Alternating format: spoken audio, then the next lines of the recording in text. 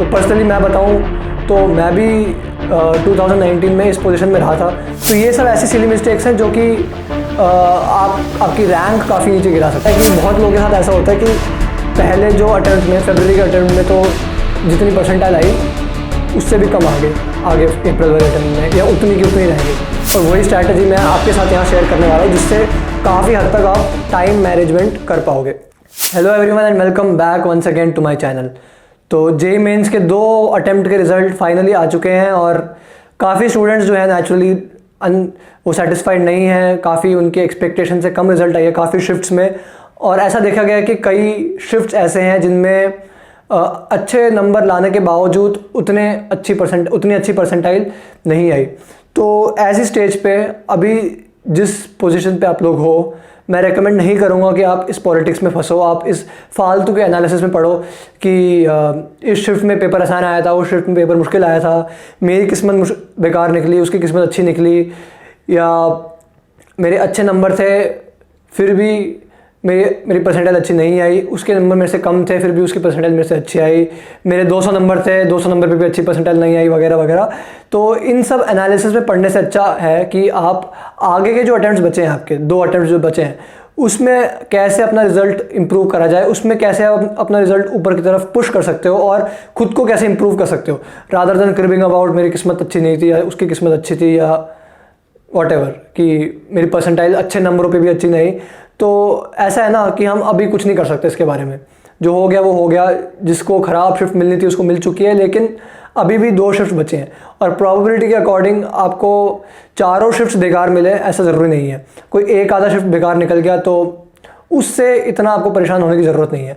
तो अभी इस स्टेज पे ज़्यादा फालतू के एनालिसिस करने से अच्छा, ज़्यादा फालतू की बातों में पढ़ने से अच्छा ये है कि हम खुद को इम्प्रूव करें।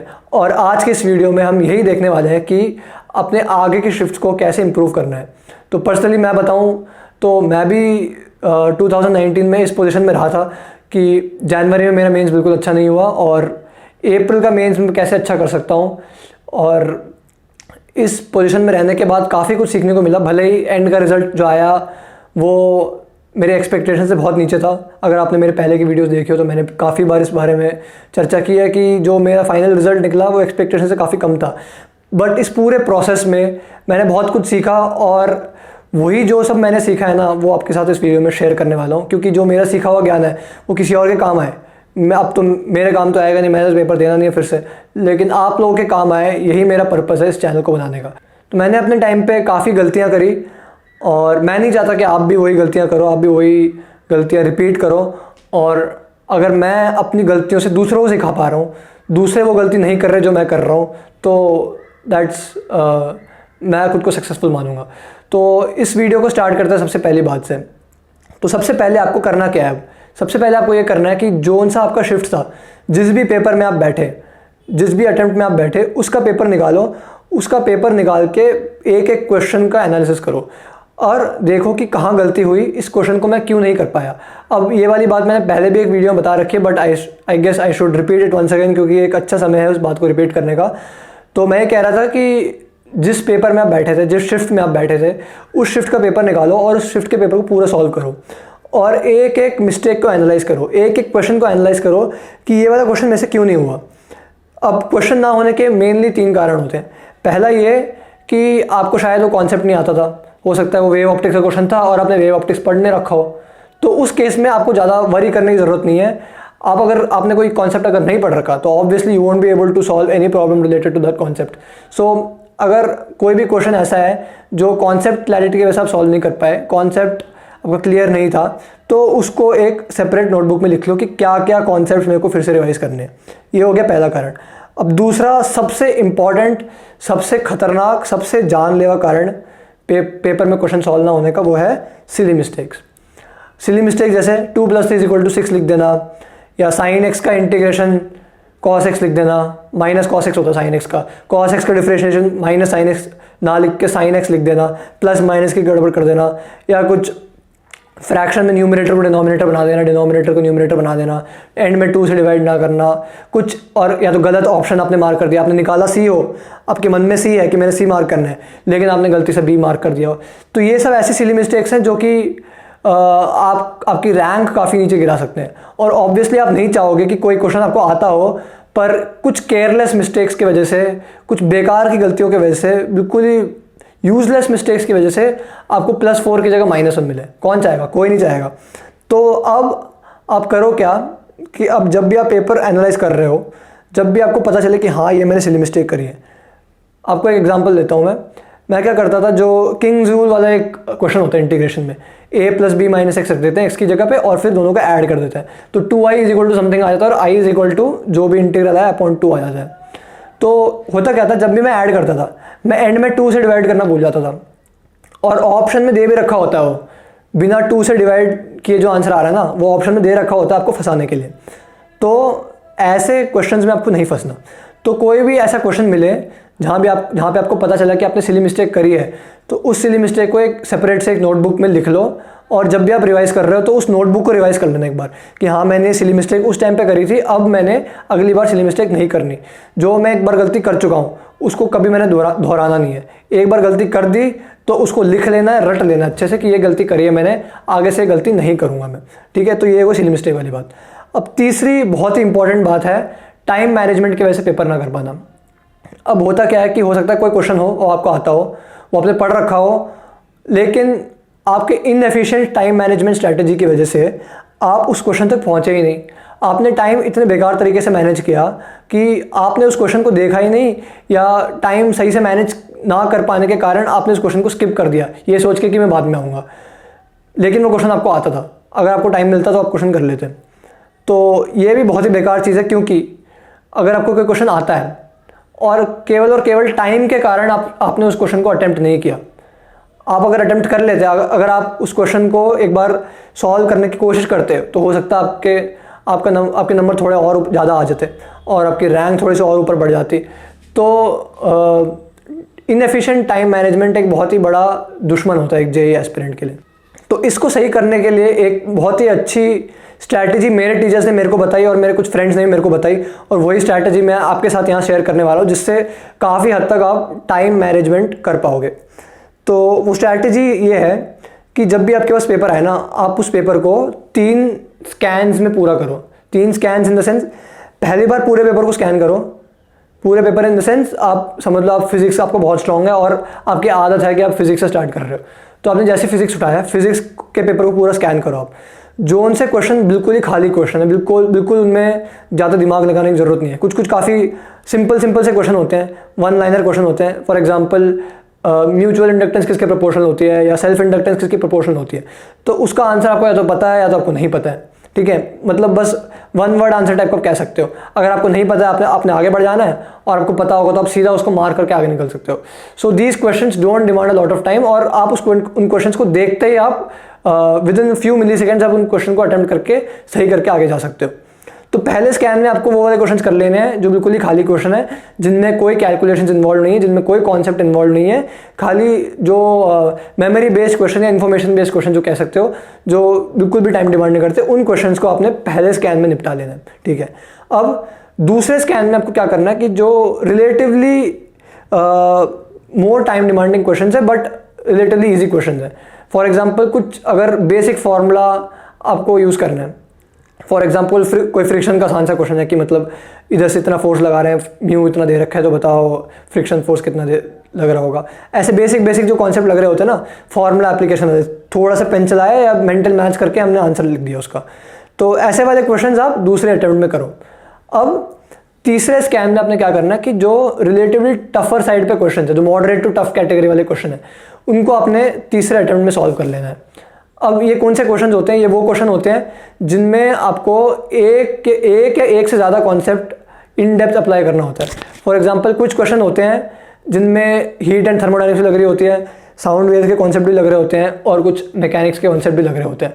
तो इन क्वेश्चंस में रिलेटिवली थोड़ा सा ज़्यादा टाइम लगता है, थोड़ी सी ज़्यादा मैथमेटिकल कैलकुलेशंस की भी ज़रूरत पड़ती है, और थोड़ा सा ज़्यादा कॉन्सेप्ट क्लैरिटी की भी ज़रूरत पड़ती है, और इनको यूजुअली टफर कैटेगरी में रखा जाता है।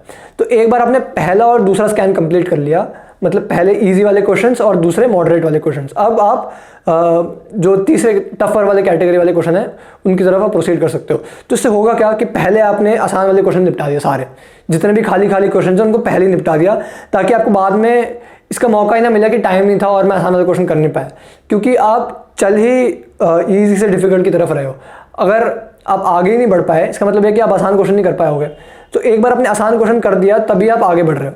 तो इस स्ट्रैटेजी से फ़ायदा क्या होता है कि जो आसान क्वेश्चन होते हैं वो छूटने का खतरा खत्म हो जाता है बिल्कुल, क्योंकि आपने आसान क्वेश्चन पहले निपटा लिए, एंड में आपने बस एंड के लिए आपने बस मुश्किल क्वेश्चन छोड़े, और कुछ मुश्किल क्वेश्चन तो होंगे भी नहीं आपसे। ये थोड़ा ना कि जितने 25 के 25 क्वेश्चन सारे कर दोगे आप, 2-3 तो छोड़ोगे ही, 2-3 4 तो छोड़ोगे ही, है ना।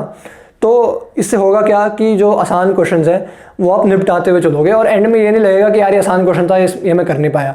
कितना बुरा लगेगा सोचो कि अगर एंड में ऐसा हुआ कि ये क्वेश्चन आसान था और मैं कर नहीं पाया।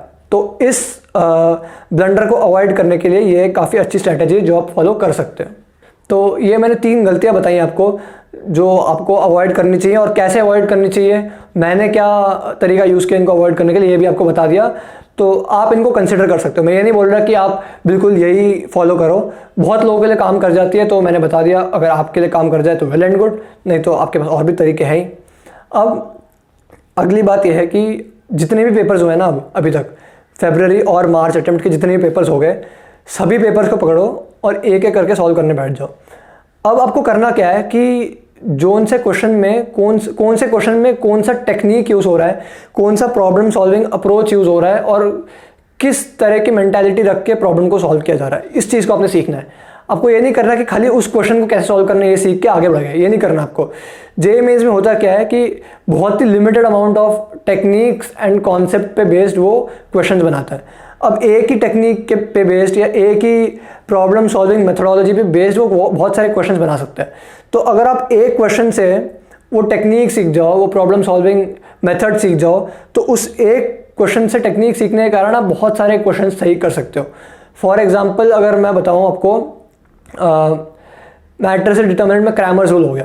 क्रैमर्स रूल में हर साल सवाल पूछता है, हर जगह हर पेपर में सवाल होता है। तो आप उस क्वेश्चन को ऐसे मत देखो कि हाँ ये वाला क्वेश्चन सॉल्व करना सीखना मेरे को, इस वाले क्वेश्चन के थ्रू मेरे को क्रैमर्स रूल सीखना अच्छे से। आप इस मेंटालिटी से करो ताकि आपके पास अगर क्रैमर्स रूल का कोई भी क्वेश्चन आ जाए, सिर्फ वही क्वेश्चन नहीं, उस पे बेस्ड, उसी लाइंस पे बेस्ड कोई और क्वेश्चन आ जाए, या उसी जैसा कोई और क्वेश्चन आ जाए थोड़े बहुत वेरिएशन के साथ, तो भी आप आराम से कर पाओ। तो आई होप आप मेरी बात समझ रहे हो कि आपको हर क्वेश्चन के टेक्निक के पीछे पढ़ना है। आपको उस क्वेश्चन को एज एन इंडिविजुअल प्रॉब्लम नहीं देखना कि इस क्वेश्चन को मैंने सॉल्व कर दिया चलो काम हो गया। आपको ये देखना है कि उस क्वेश्चन में जो कॉन्सेप्ट यूज हो रहा है, क्या उस कॉन्सेप्ट पे मैंने मास्टरी हासिल कर ली कि नहीं कर ली। अब उस क्वेश्चन में जो कॉन्सेप्ट यूज हो रहा है उसमें कोई और क्वेश्चन दे दे, so will I be able to solve that question. तो आपको इस प्रकार से अपने टेस्ट को सॉल्व करना है। जो भी टेस्ट आपके फरवरी और मार्च में जितने भी शिफ्ट्स के आ रखे हैं, सारे शिफ्ट के क्वेश्चंस को सॉल्व कर लेना है। और I guess enough sets of questions हैं आपके पास, बहुत सारे, हर दिन तो 2-2 पेपर हो रहे होते हैं, तो आपके पास बहुत सारे प्रैक्टिस क्वेश्चंस आ जाएंगे। और ये प्रैक्टिस क्वेश्चंस सही में खजाना है आपके लिए। क्योंकि ये असली जेईई मेंस में आए हुए क्वेश्चंस हैं, और इनको करके आपको काफ़ी हद तक आइडिया हो जाएगा कि पेपर में किस तरह के सवाल पूछ रहा है और किस तरह की टेक्निक पे बेस मेरे को प्रॉब्लम सॉल्व करनी है। अब एक और बहुत ही ज़रूरी बात मैं करना चाहूँगा कि इस स्टेज पे मैं रिकमेंड करूँगा आपको कि आप जो ईजी टॉपिक्स हैं, for example mathematical reasoning, electromagnetic waves, semiconductor, and में मॉडर्न फिजिक्स के एक्सरेज वगैरह, easy but at the same time highly scoring, in topics पे आप फोकस करो। आपको करना क्या है ना कि आपको अब आउटपुट अपॉन इनपुट का रेशियो मैक्सिमाइज करना है। इसका मतलब क्या है कि आप कम इनपुट पे भी आउटपुट को मैक्सिमाइज कर रहे हो। क्योंकि होता क्या है ना कि अब देखो, ये बहुत ही इंपॉर्टेंट बात बताने जा रहा हूँ मैं। ये जो टाइम है ना, जनवरी, फरवरी, मार्च और अप्रैल, इस टाइम में जो जेईई मेंस होता है, आपने समझ लो जनवरी में अच्छा नहीं किया, या फरवरी में जो फर्स्ट अटेम्प्ट होता है आपका, फरवरी में समझ लो आपने अच्छा नहीं किया, तो ऐसे बहुत सारे लोग होंगे जिन्होंने अच्छा नहीं किया होगा। और जितने भी लोग हैं ना, सब लोग मेहनत कर रहे होंगे, सब लोग चाह रहे होंगे कि मैं अगले अटेम्प्ट में अपने स्कोर को मैक्सिमाइज कर लूँ। सब लोग बहुत ज़्यादा मेहनत करते हैं और ये बात फैक्ट है। और तो आपको करना क्या है कि सिर्फ मेहनत करने से, सिर्फ एफर्ट डालने से काम नहीं चलेगा।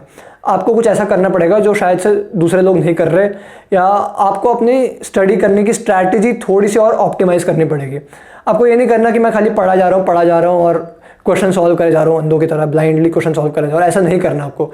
इस स्पेशली इस स्टेज पे। वैसे कभी कभी कर लेते हैं, चल जाता है, लेकिन इस स्टेज पे आपको अपनी प्रिपरेशन को कम्प्लीटली ऑप्टिमाइज़ करने की ज़रूरत है। इसका मतलब ये है कि जो भी आप क्वेश्चन करो ना, उस क्वेश्चन से आप क्या सीख पा रहे हो और आपको अच्छे से खुद अपने आप को इम्प्रूव करना है।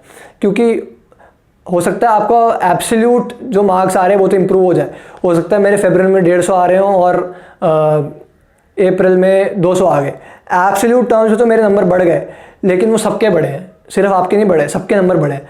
तो आपकी जो रिलेटिव पोजीशन रहेगी ना, जो आपकी रिलेटिव परसेंटाइल रहेगी, कॉम्पिटिटिव एग्जाम में सब कुछ रिलेटिव होता है। अगर आपने अच्छा किया और बगल वाले ने भी अच्छा किया है तो आप एवरेज ही रह जाओगे, और अगर सबने बुरा किया तो ऑब्वियसली सबने बुरा किया।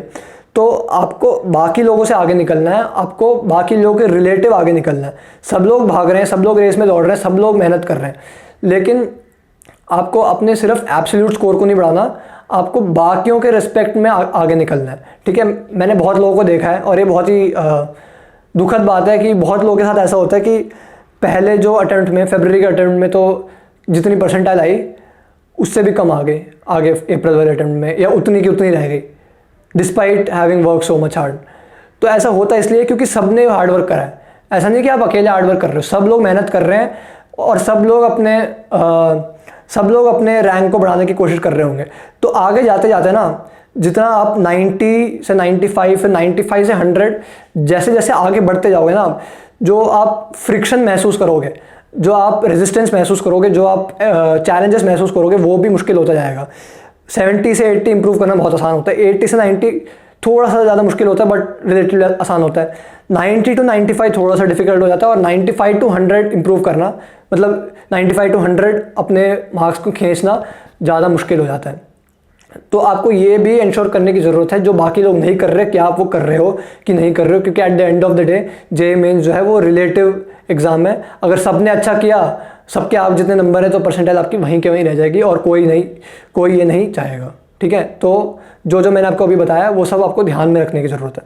अब मैंने आपको बताया कि आप ईजी टॉपिक्स पे फोकस करो, आप मेन स्पेसिफिक टॉपिक पे फोकस करो। मेन स्पेसिफिक मतलब कई सारे टॉपिक्स होते हैं जो खाली जेईई मेंस में आते हैं, जैसे लॉजिक गेट्स, और बहुत ही आसान भी होते हैं। तो आप ये ज़रूर इंश्योर करना कि जो मेन स्पेसिफिक और आसान टॉपिक हैं इनको आप अच्छे से कर लो। कोई भी आपको इनसे रिलेटेड क्वेश्चन दे और आप उनको सॉल्व कर लो, इसको इंश्योर करना आपकी जिम्मेदारी है। जैसे स्टैटिस्टिक्स, मैथमेटिकल रीजनिंग, जैसे मैंने आपको थोड़ी देर पहले बताया, इलेक्ट्रोमैग्नेटिक वेव्स में बिल्कुल ही स्टैंडर्ड क्वेश्चन आते हैं। आपसे वो एनर्जी निकालने के लिए बोल देगा। कम्युनिकेशन सिस्टम एक और अच्छा मेन स्पेसिफिक टॉपिक हो गया, उसमें एम्पलीट्यूड मॉड्यूलेशन के बेसिक डेफिनेशन में बेस्ड क्वेश्चन पूछ लेगा, बहुत ही बेसिक क्वेश्चन पूछेगा। और सबको पता होता है, जिसने भी थोड़ी बहुत मेहनत करी है ना, जिसने भी थोड़ा बहुत प्रीवियस ईयर पेपर्स को एनालाइज किया, उसको पता होता है कि ये वाला क्वेश्चन फॉर श्योर आने वाला पेपर में। तो जो श्योर क्वेश्चन यार उनको तैयार कर लो ना, आपको पता है कि ये वाला क्वेश्चन आने वाला है। कम्युनिकेशन सिस्टम में वो वेवलेंथ वाले क्वेश्चन बड़ा पूछता है कि वेवलेंथ इतना है तो एंटीना की लेंथ बताओ कितनी होगी, एंटीना की लेंथ λ/4 या ऐसा कुछ होता है। तो ये सब क्वेश्चंस आप अच्छे से एक बार रिवाइज कर लेना एंड में, ताकि जो मेन स्पेसिफिक टॉपिक है, जो बिल्कुल ही फ्रीबीज है, जिनको कहते हैं फ्री में नंबर दिए जा रहे हैं आपको, तो इन फ्रीबीज को बिल्कुल भी छोड़ना नहीं है। ठीक है, अगर कोई मुश्किल टॉपिक आ गया, जैसे बाइनॉमियल थ्योरम पे कोई बहुत ही मुश्किल क्वेश्चन आ गया और आप सॉल्व नहीं कर पाए, वो चल जाता है। लेकिन अगर कोई बहुत ही बेसिक क्वेश्चन आ रहा है मैथमेटिकल रीजनिंग का या ईएम वेव का, और अगर आप वो ना सॉल्व कर पाओ, तो ये तो बिल्कुल ही फूलिशनेस है। तो आप ये ज़रूर इंश्योर करना कि मैथमेटिकल रीजनिंग, सेमीकंडक्टर और जितने भी मेन स्पेसिफिक, डैम्पिंग भी आता है एसएचएम के अंदर। डैम्पिंग वैसे काफ़ी डिटेल टॉपिक है, लेकिन मेंस के अंदर काफ़ी बेसिक क्वेश्चन पूछता है और काफ़ी प्रिडिक्टेबल क्वेश्चंस पूछता है। तो ये प्रिडिक्टेबिलिटी वाला फैक्टर जो है ना, इसको आपने एक्सप्लॉइट करना अच्छे से। मेंस एक प्रिडिक्टेबल एग्जाम हो चुका है आजकल, और आपको प्रिडिक्टेबिलिटी पे बेस्ड अपनी प्रिपरेशन को मैन्यूअर करना है। ठीक है, तो आई होप आप मेरी बातें समझ रहे हो।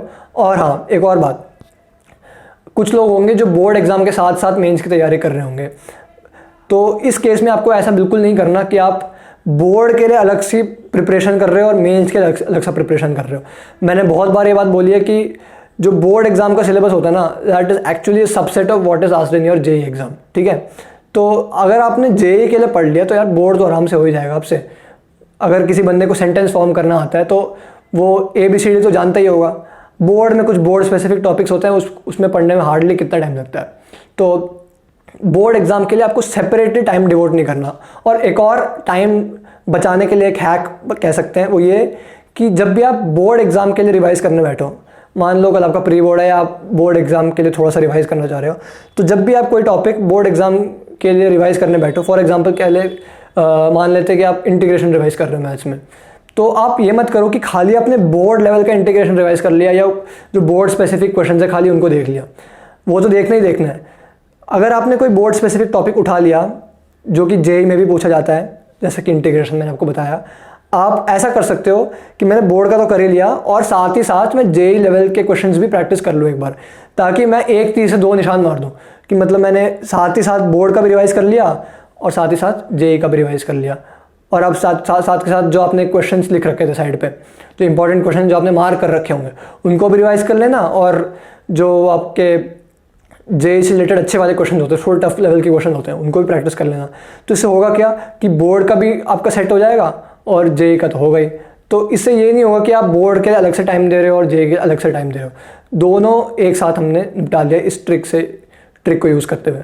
और एक और बात यह है कि जब भी आप बोर्ड का पढ़ने बैठो ना, तब आप ये मत करो कि जेईई को तो बिल्कुल नेगलेक्ट कर दिया हमने, अब बोर्ड एग्ज़ाम को रिवाइज़ कर रहे हैं, हम लोग बोर्ड एग्ज़ाम से रिलेटेड टॉपिक्स रिवाइज़ कर रहे हैं और जेईई की किताबें पता नहीं कहाँ पढ़ी हैं, पता नहीं है। अगर आप एक बार आउट ऑफ टच हो गए ना, तो आप पेपर में क्वेश्चन सॉल्व नहीं कर पाओगे। आपके हाथ जो सेट थे पहले वो फिर से आप भूलने लगोगे।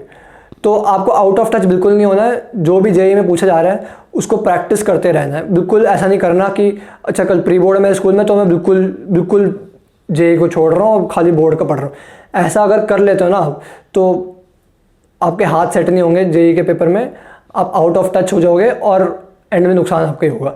तो इंश्योर करो कि अगर आप बोर्ड की तैयारी कर रहे हो तो साथ ही साथ जो जेईई रिलेटेड टॉपिक्स हैं साथ ही साथ उनको भी रिवाइज करते रहो और प्रैक्टिस करते रहो। प्रैक्टिस कभी भी छूटनी नहीं चाहिए। अगर ज़्यादा लंबे समय के लिए प्रैक्टिस छूट गई तो फिर वही बात है, अब फ़ायदे में नहीं रहोगे। तो इस वीडियो में मैंने आपको अपने एक्सपीरियंसेस पे बेस्ड, अपने गलतियों पे बेस्ड, जो मैंने गलतियां करी उन गलतियों की वजह से बहुत नुकसान भी हुआ मेरे को एंड में। पहला मेंस भी बेकार हुआ और दूसरा मेंस भी अनफॉर्चुनेटली मैं उतने अच्छे से नहीं कर पाया जितना मैंने एक्सपेक्ट किया था। तो मैं बस यही चाहता था कि जो मैंने गलतियां करी वो आप ना करो और जो मैंने सीखा अपनी गलतियों से वो आपके साथ में शेयर करूं ताकि सबका फ़ायदा हो।